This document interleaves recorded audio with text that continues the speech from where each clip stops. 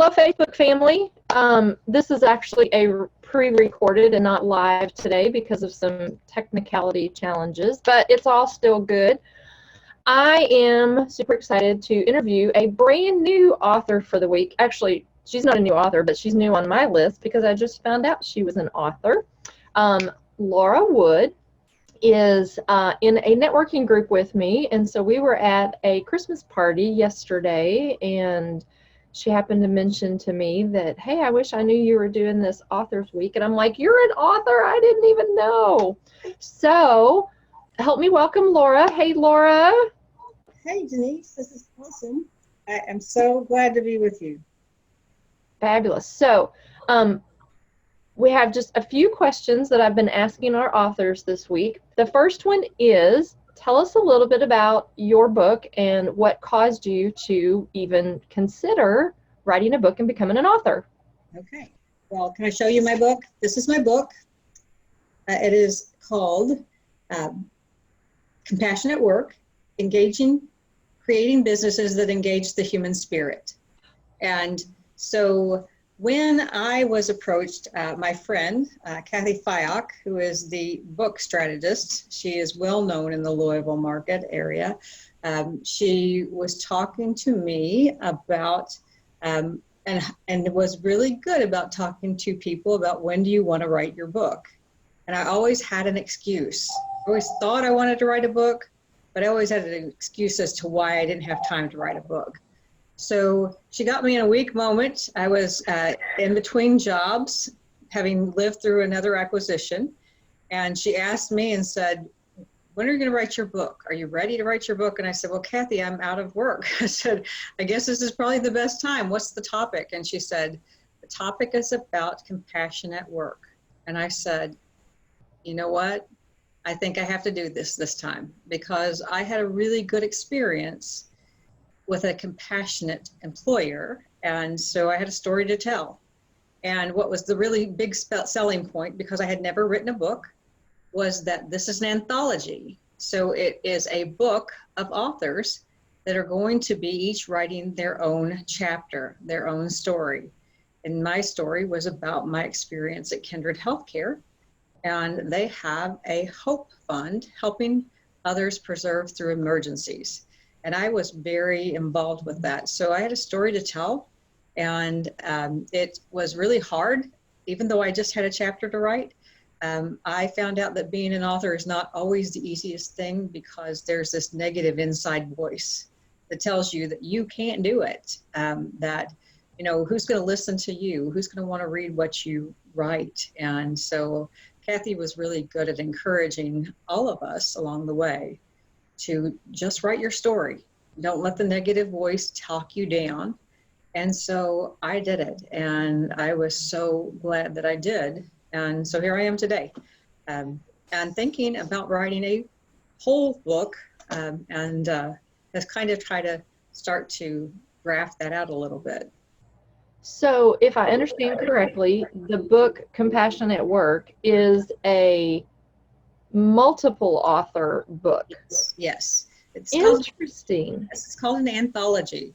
And Kathy is someone that has done that to really encourage people to test their writing powers, as it were. So, you know, sort of like, you know, just they'll tip your toes into the water and see how it feels. Just writing one chapter isn't as intimidating as writing a whole book. Fabulous. I know Kathy from a networking group that we had.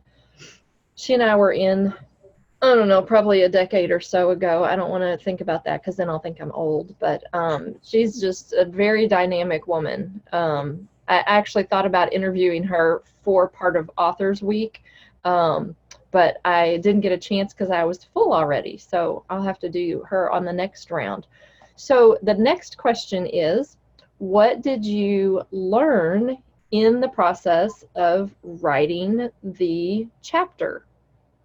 Well, one of the things that I learned, and I think that it really has stayed with me, is that no one has your story but you. No one had my story but me.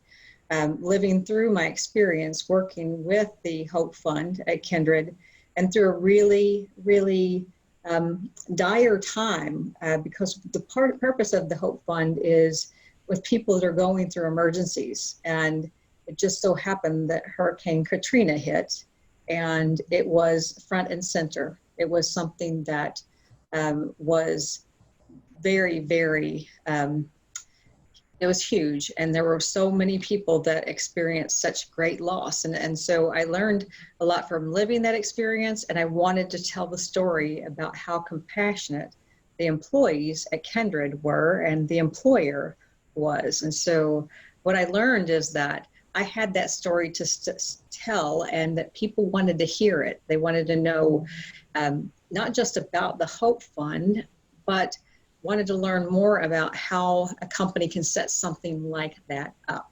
So that's what I learned, is that we all have a story.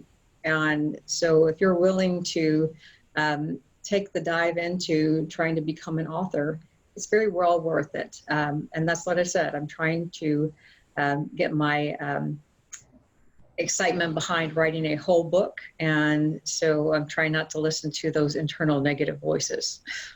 Yeah, those internal negative voices can show up in lots of areas of our life, regardless of what we're trying to do, that is potentially bigger than what we are. Sure. So I think that's true.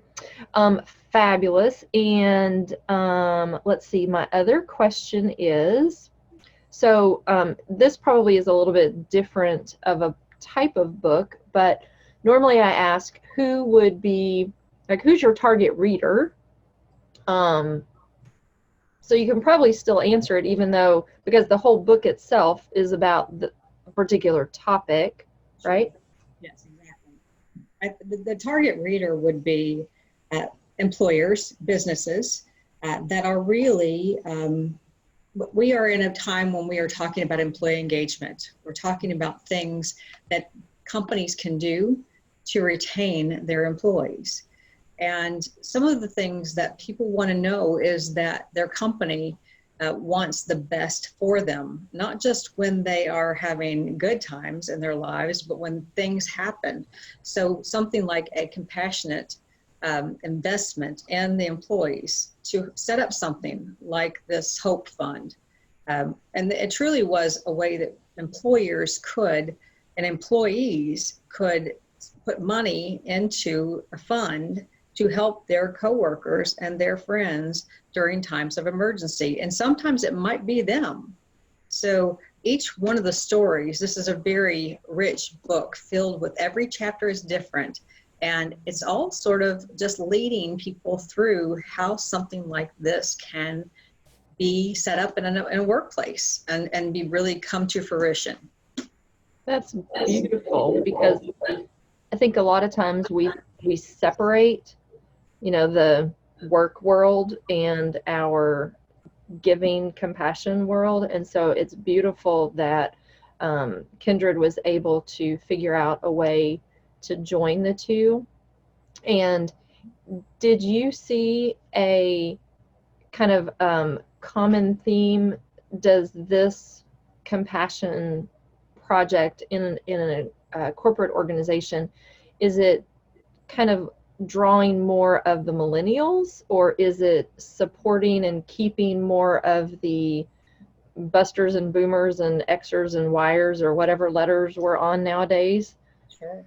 I think that it's really, when it comes right down to it, because it doesn't matter what your age is, it doesn't matter what generation you're from. Those emergencies don't happen because of you being a boomer or you being a millennial. It happens to anybody, and generally when you least expect it.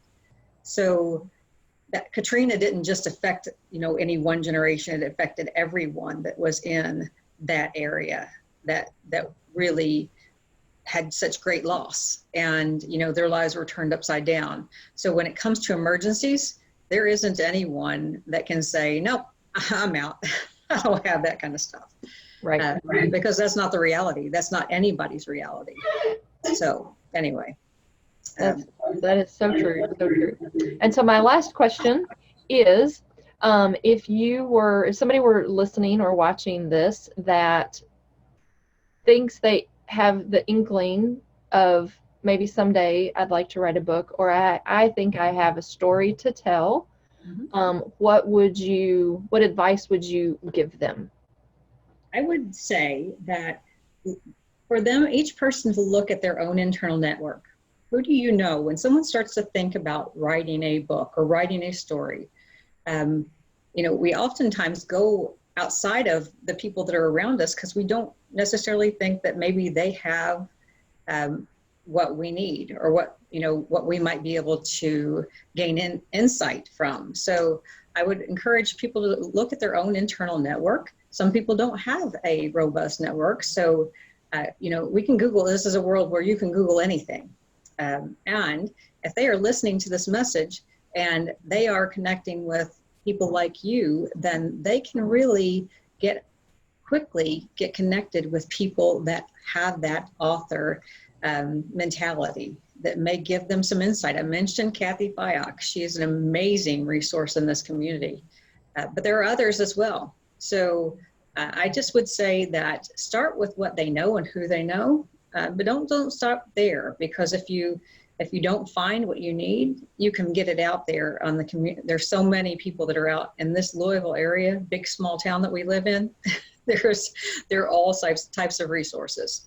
Yeah, absolutely. Well, thank you so much, Laura, for reaching out and telling me that you were an author, because I did not know that. So I'm so honored, and I look forward to reading this new book and adding it to my collection.